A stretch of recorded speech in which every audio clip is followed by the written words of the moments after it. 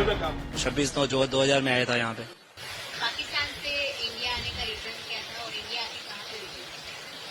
पहले छोटे अंकल आए थे, 83 में आए थे। फिर उसके बाद 90 में अंकल आए थे, बड़े अंकल।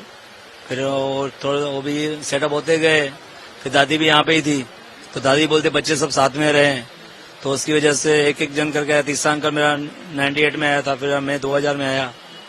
एक एक करके आते गए। वहाँ पे थोड़ा फ्रीडम भी नहीं है। आप जैसे आपका रात को हाईवे पे जाना हो तो आपकी सिक्योरिटी कुछ नहीं है, मतलब कुछ भी हो सकता है। ये बिल जैसे अभी जो लागू हुआ है, नोटिफिकेशन आया है, सबको वजह से हम बहुत खुश है। सब यहाँ पे जल्दी से जल्दी हो जाए। हम जो 9 जन बाकी है इधर अभी अच्छा फैमिली में। हम 1990 में आए थे, तो उसके लिए थोड़ा काम वजह से उठाने के डर की वजह से आए थे। 1990 में आए थे यहाँ से। फिर उधर भारत में आके हम खुशी मिली, वहाँ यहाँ भाई हम सेफ्टी है, इसके लिए यहाँ आए थे।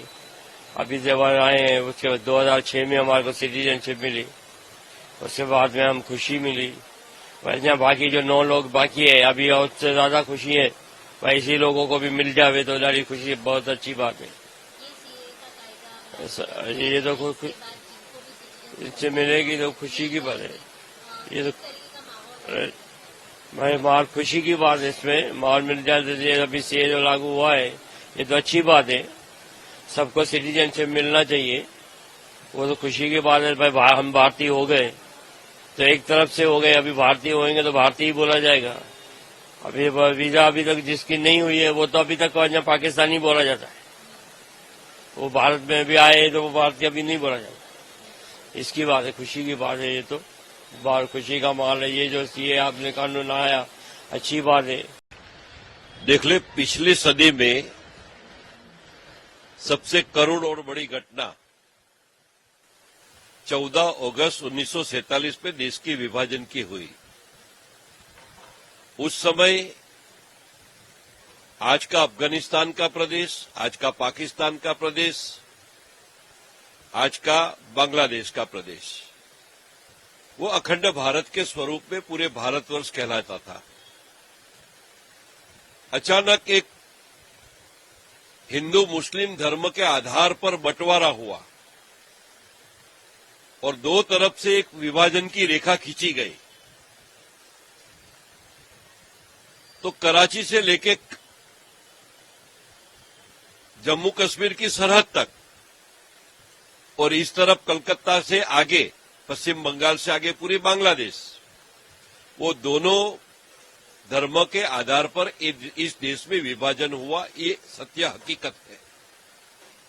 अब रातों रात जो लकीर खींची गई, तब भारतवर्ष में चिंता उस समय की थी कि हमारे लोग जो वहां पर है, क्योंकि धर्म के आधार पे वो दोनों मुस्लिम देश बने थे, तो हमारे लोग जो थे, हिंदू थे, सिख थे, बौद्ध थे, पारसी थे, जैन थे, ईसाई थे, वो हमारे लोग वहां रह गए। तब उस समय सरकार ने चिंता तो की थी कि इन लोगों का भविष्य में, महात्मा गांधी जी ने बोला था कि इन लोगों का भारत सरकार ख्याल रखे। अब जब विभाजन हुआ तब हमारा वहां हिंदू, सिख, ईसाई, बौद्ध, पारसी, जैन कुल मिला के 24% लोग हम वहां थे। लेकिन वहां इस्लाम धर्म की स्थापना हुई। उन दोनों इस्लाम स्टेट कहलाता थे, लेकिन इस्लाम स्टेट कहलाते थे वहां जो लघुमती है, यानी कि हिंदू है, सिख है, पारसी है, जैन है, बौद्ध है, ईसाई, उन लोगों पर अत्याचार शुरू हुआ। आज देखे जाए तो दोनों जगह पर हम 1-2% बचे हैं। तो उन लोगों का वहां रहना, उसके बाद वहां से अपने पहने हुए कपड़े के साथ चला आना, छोड़ देना, संपत्ति छोड़ देना, मिलकत छोड़ देना, पूरा जीवन की जो आमदनी वो छोड़ के चले आए। अब यहां आते हैं, लाखों करोड़ों की संख्या में है, तो उनका भविष्य क्या?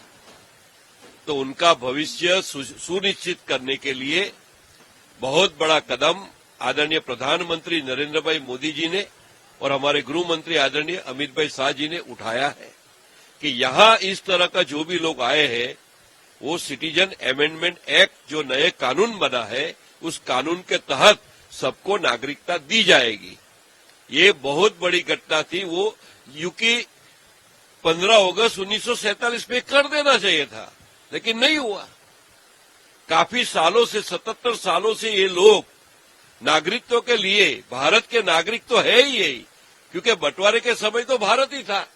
अब बातें ऐसी बताई जाए कि मुस्लिम भी जोड़ो, तो बंटवारा तो धर्म के नाम पर हुआ, वहां तो मुस्लिम राष्ट्र है। अगर उन लोगों को जोड़ा जाए तो वो तो पूरा भारत में आ जाएगा अभी। तो ऐसा हो सकता नहीं। जो किया है सचमुच में भारत में पहली बार 77 साल के बाद पहली बार प्रधानमंत्री नरेंद्र भाई मोदी जी के नेतृत्व में, अमित भाई शाह के नेतृत्व में ये सिटीजन अमेंडमेंट एक्ट लाया गया है। उसकी वजह से करोड़ों लोगों को भारत की नागरिकता मिलेगी और भारत में अपनी जिंदगी आराम से गुजार सके। देखिए, सबसे ज्यादा विभाजन की जो पीड़ा है वो सिंधी समाज ने सही है। जब सिंध प्रदेश के लोग 14 अगस्त 1947 के बाद वहां थे, एक के बाद एक आ रहे थे, उनके पहले भी, विभाजन के पहले भी लोग आए, तो जो लोग जहां आए वहां रह पड़े। जब 15 अगस्त 1947 के पहले जो लोग, कोई इंदौर गए, कोई दिल्ली गए, कोई कच्छ में गए, यानी पूरे भारतवर्ष में चले गए। सूरत में भी जो आए थे उसको रामनगर, यहां रांदेर के बगल में जो रामनगर है सिंधी समाज का, उस समय भी हजारों लोग आए थे वहां, तब से ये रह रहे हैं। अब उनके जो रिश्तेदार है वो वहां रह गए हैं, एक के बाद आ रहे हैं। तो आज पूरे रामनगर में सिंधी समाज ने विभाजन की पीड़ा सही है। वो तो जो विभाजन की पीड़ा सहन करते उनको ही पता चलता है कि कैसी पीड़ा होती है। आज उनको नागरिकत्व देने की जो बात है, सिटीजन देने की जो बात है, वो अपने आप में बहुत अच्छी बात है, मानवता की बात है। भारत का नागरिक है ये है, और तो कोई है नहीं। भारत में जन्म हुआ है इनका।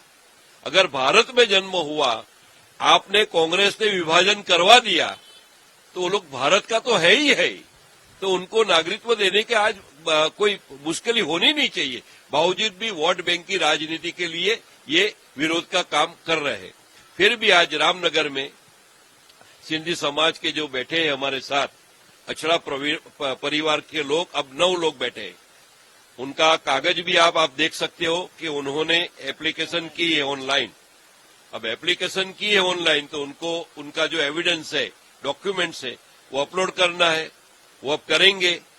लेकिन अभिनंदन हमारे प्रधानमंत्री और गृह मंत्री नरेंद्र भाई मोदी साहब और अमित भाई शाह साहब को दिल से देंगे हम, क्योंकि उनकी वजह से जो कानून आया है वो कानून के तहत इनको अभी तुरंत नागरिकत्व मिल जाएगा।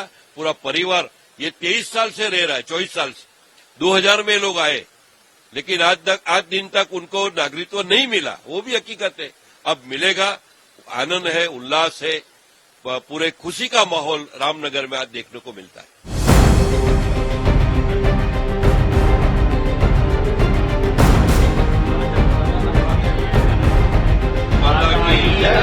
वंदे मातरम, वंदे